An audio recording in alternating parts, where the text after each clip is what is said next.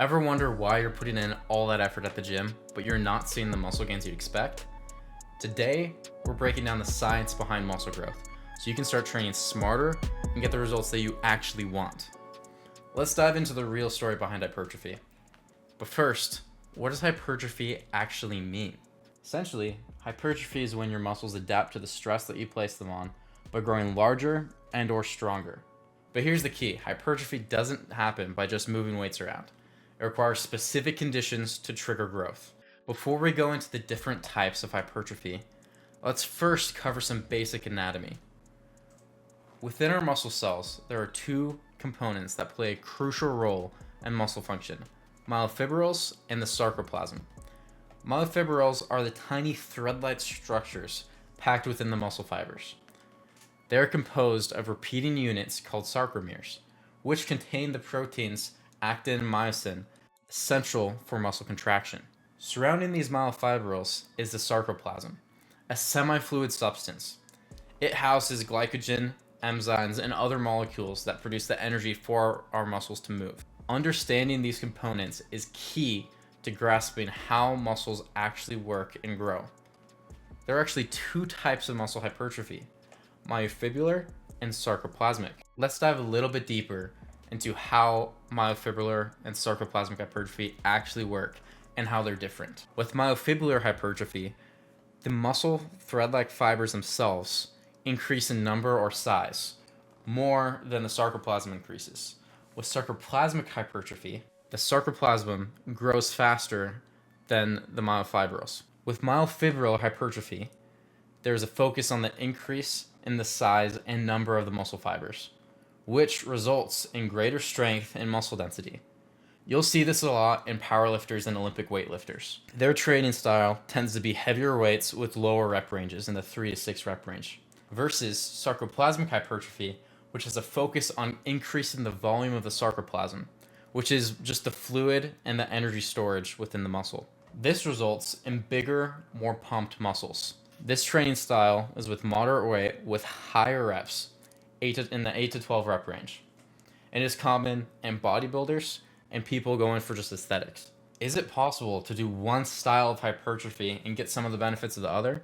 Like if I'm a bodybuilder training, am I gonna still get stronger? Yes.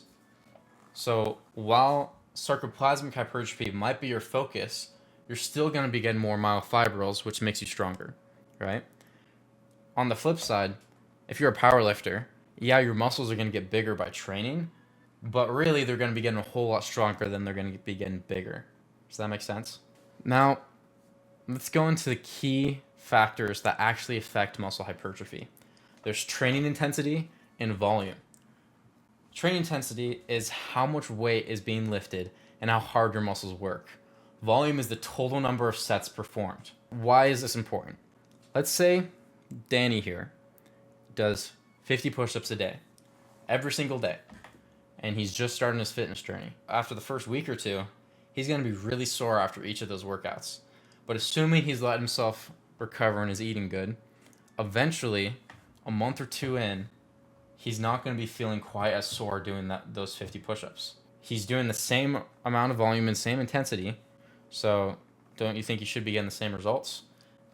Not exactly. That ends up tapering off just a little bit, just because your body adapts to that constant strain. What does Danny have to do to be able to keep adding on muscle, keep making progress? Well, that's simple. He either has to increase the intensity or the volume through progressive overload, which is just continually increasing the load to challenge the muscles. Because once your body adapts to something, maybe 6 months in, Danny doing his 50 push-ups, it's not even going to make a difference on his physique. He's just going to be maintaining where he's at, right? If he stops doing push-ups, he's going to start losing muscle and losing all that.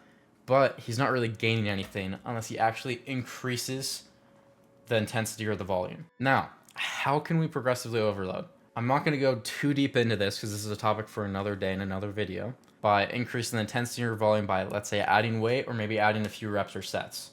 And you just need to be doing this every workout and every week. For example, if you're at the gym benching, you're trying to increase your bench, for every week, I'm not just going to go to 135 and hit for 8 reps. What I'm going to do is after I hit it for 8 reps, maybe I'll try to hit it for 10 or 12.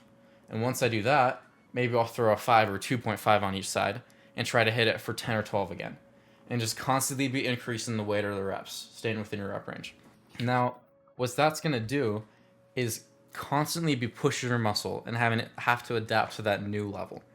And if you keep doing that, you're going to keep progressing. Otherwise, you're just going to plateau. What happens to a lot of lifters is they get into this routine that they really like, and they don't really track any of their weights. They don't track how many sets they're doing. They don't even track the exercises sometimes. And they end up just doing kind of the same routine every single time. And eventually they plateau and their progress stops. That might sound a lot like you, or maybe it doesn't. But one thing that has really helped me and my clients is having an app that we can actually do all that on. And if you want to know a little bit more of that, go hit the link below. For your muscles to be able to grow, you need an adequate protein and calories to support the muscle repair. If you keep breaking down your muscles and you're not giving your body any fuel to repair them, you're selling yourself short on the gains you could be making. Same with recovery. Your muscles grow during rest, not while you train. While you train, you're breaking them down, but while you're resting is when they actually build back up stronger than last time. Sleep and recovery is essential. That is a topic for another video as well, that and nutrition. However, if you're not getting your 8 hours of sleep and your sleep quality is suffering, you might be leaving some gains on the table. And the biggest one for most people is nutrition. You could have a 10 out of 10 workout split, be progressively overloading, but still your progress is going to be slow because you're not fueling those muscles. Now, for those of you who stuck along this long, I'd really appreciate if you'd go down and hit the subscribe button. It'd mean the world to me. And in return, I have a few limited spots to join my SKOOL community completely for free. On there, we'll have weekly Q&A calls with me that you can ask any questions you have. Within there, I'll also have a free fat loss nutrition guide, a muscle building guide, nutrition guide, and new meals and recipes added each week, as well as the community itself, which will have accountability people going through the exact same thing you are.